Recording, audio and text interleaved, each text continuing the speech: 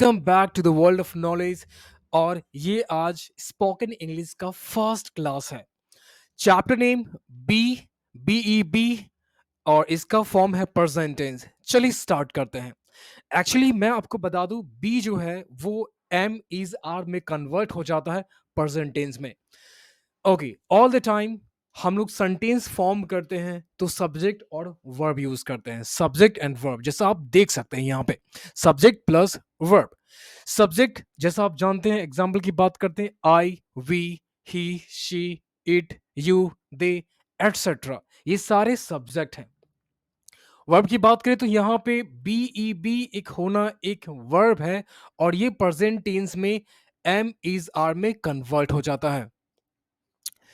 चलिए अब डन करते हैं आगे।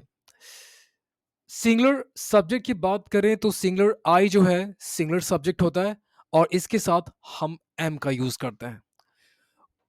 उसके बाद वी जो है यहाँ पे एक प्लुरल सब्जेक्ट है, और इसके साथ हम लोग प्लुरल वर्ब यूज करेंगे, और होगा वो ए आर ई आर। नेक्स्ट अब आएंगे, यू जो है आपका सिंगुलर फॉर्म भी है और प्लुरल दोनों होता है। एक्चुअली यू जो एक ऐसा सब्जेक्ट है जो दोनों होता है, सिंगुलर भी होता है और प्लुरल भी होता है। हम इन दोनों के साथ आर ही यूज करेंगे। नेक्स्ट है हमारे पास ही के साथ इज यूज करते हैं, शी के साथ इज, इट के साथ इज।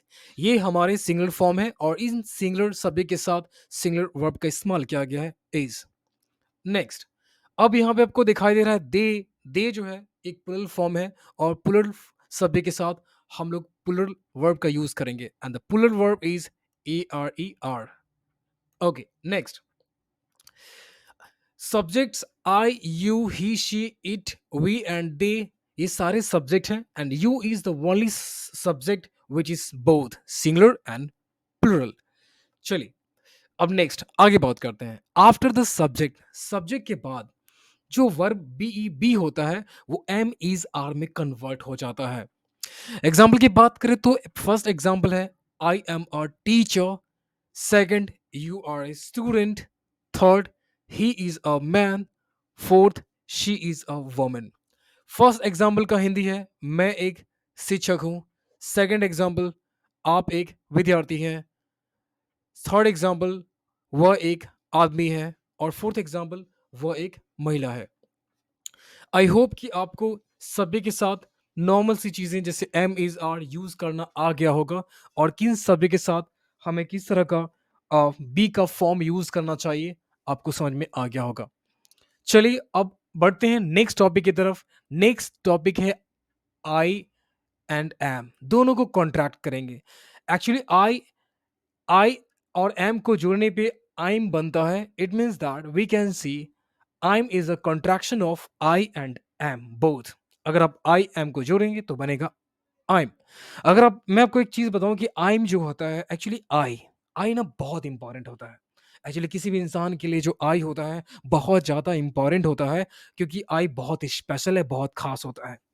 चलिए ये एग्जांपल मैं अपने यहाँ पे लेकर देखता हूँ। जैसे मैं कहता हूँ आई एम गुड, मैं अच्छा हूँ, आई एम फाइन। ओके, तो आइम जो है, आई जो यहाँ पे जो लेटर इस्तेमाल किया गया है और ये वर्ड भी है, तो आई का मतलब मैं, और कोई भी इंसान के लिए मैं जो होता है आई बहुत खास होता है। इसलिए हमें अक्सर स्पोकन इंग्लिश में आई का इस्तेमाल काफ़ी ज़्यादा, आई का यूज़ हमें काफ़ी ज़्यादातर इस्तेमाल करना पड़ता है इसका।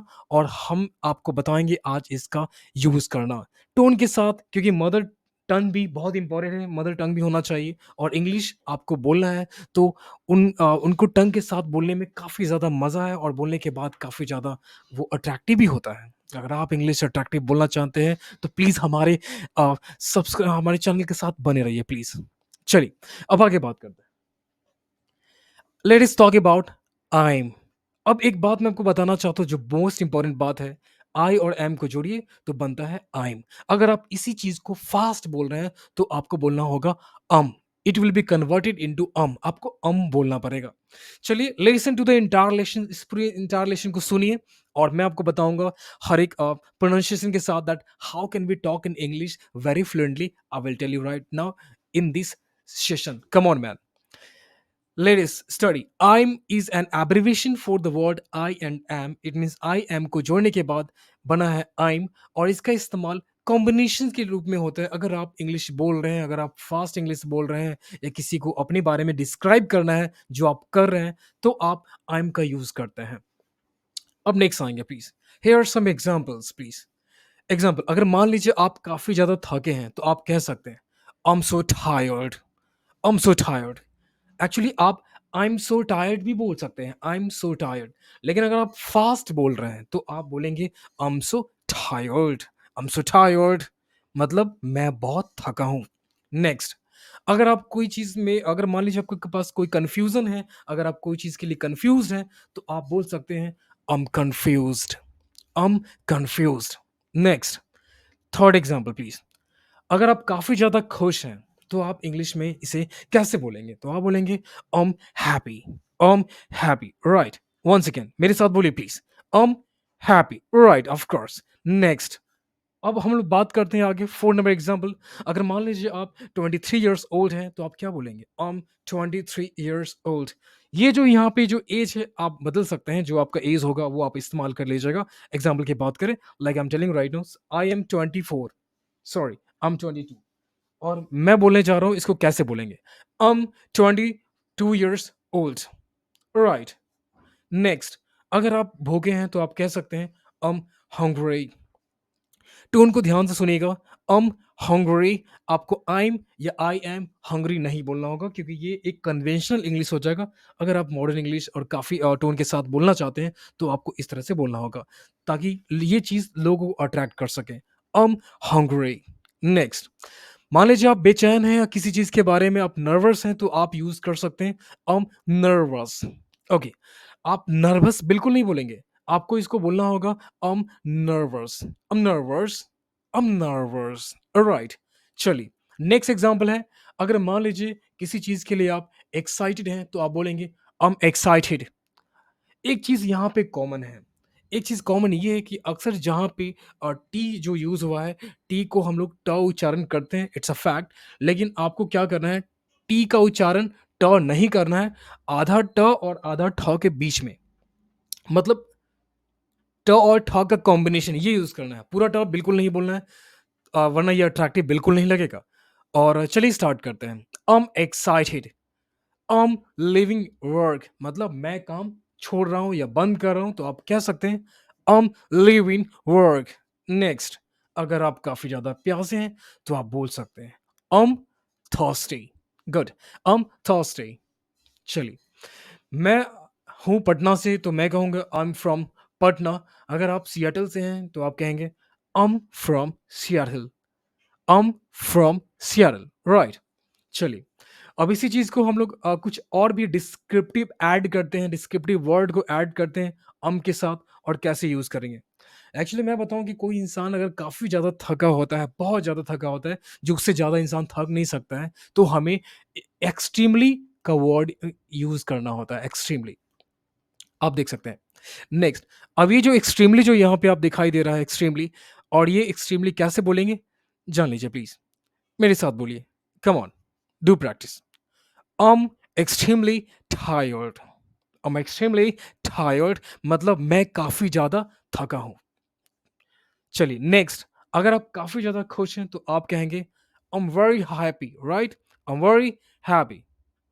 I'm very happy, right, good। अगर कोई इंसान अगर काफी ज्यादा भूखा होता है, मतलब वो बहुत ज्यादा भूखा होता है, मतलब उससे ज्यादा नहीं, मैक्सिमम लेवल का है, तो आपको बोलना होगा terribly। एग्जाम्पल की बात करें तो कैसे प्रोनाउंशिएट करेंगे, देख लीजिए यहाँ पे आप। I'm terribly hungry। Of course, you are right। I'm terribly hungry। You can tell fast। I'm terribly hungry। Good। अब नेक्स्ट आएंगे, अगर कोई इंसान काफी ज्यादा थका है, तो आपको तो पता चल गया I'm extremely tired बोलना है। अगर कोई इंसान काफी ज्यादा एक्साइटेड हो, तो एक्साइटमेंट को शो करने के लिए हम यूज करते हैं सुपर। सुपरमैन वाला बिल्कुल नहीं, ये ऑफ कोर्स सुपरमैन वाला जो सुपर जो वर्ड होता है, बिल्कुल वही वर्ड यूज करेंगे। कैसे, जानिए please. I am super excited. तो यहां पे आप देख रहे हो कि आई और एम जो है उसको आप कॉन्ट्रैक्ट कर सकते हैं। I am super excited. I am super excited, right. मतलब मैं काफ़ी ज़्यादा एक्साइटेड एक्साइटेड हूँ। चलिए, अब नेक्स्ट जो हमारे पास जो लास्ट एग्ज़ाम्पल है, वो नर्वस को लेकर है।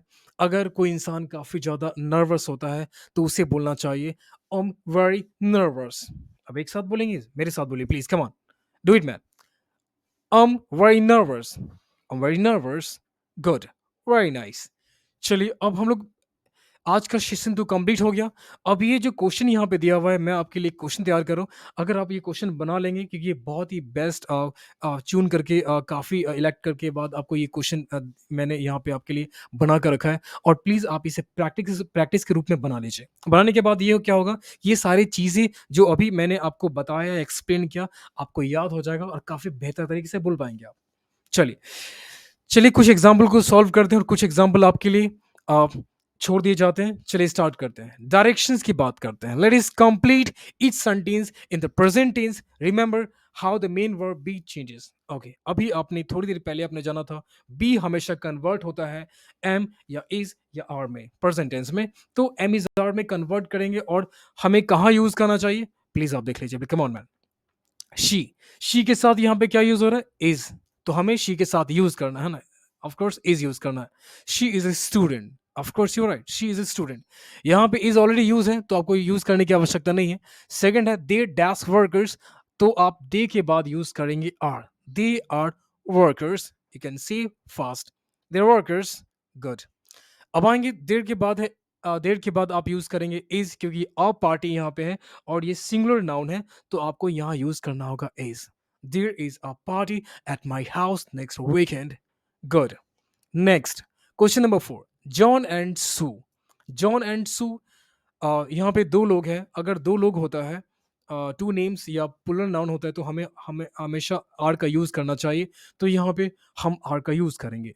John and Sue are married. Okay, very nice, good.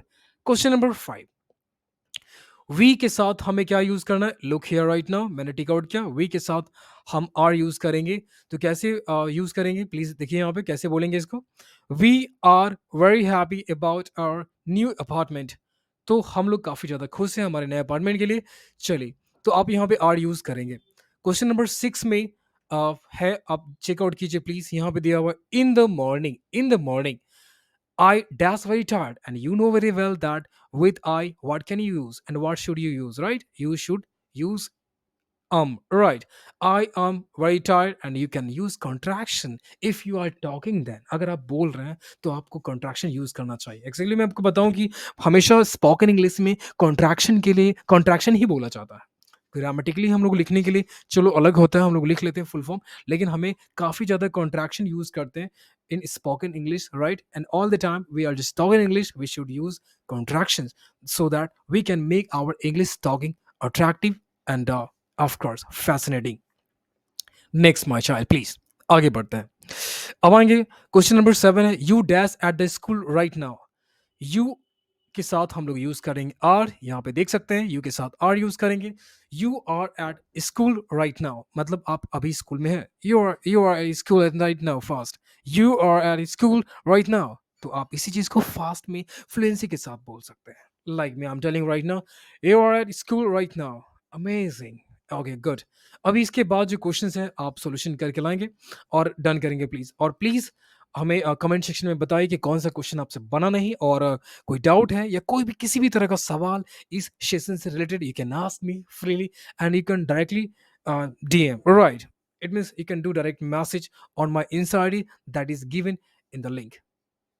Okay, I hope आपको ये सेशन पसंद आया होगा and have a nice day. मिलते हैं नेक्स्ट सेशन में। Okay, bye.